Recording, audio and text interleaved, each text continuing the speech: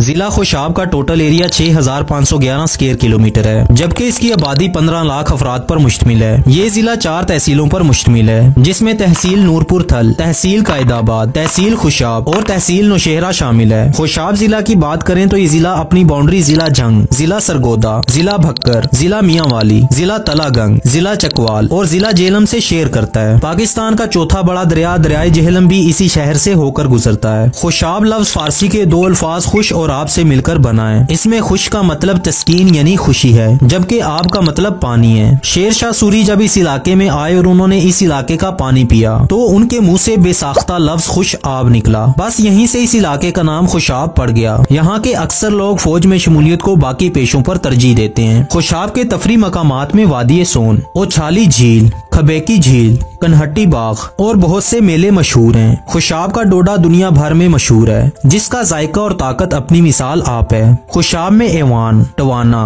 Bloch, अराई, बंदियाल, राजपूत, जोइया और राजा जैसे बड़े कबाइल आबाद हैं। नेक्स्ट वीडियो किस सिटी पर बनाई जाए कमेंट सेक्शन में बताइए।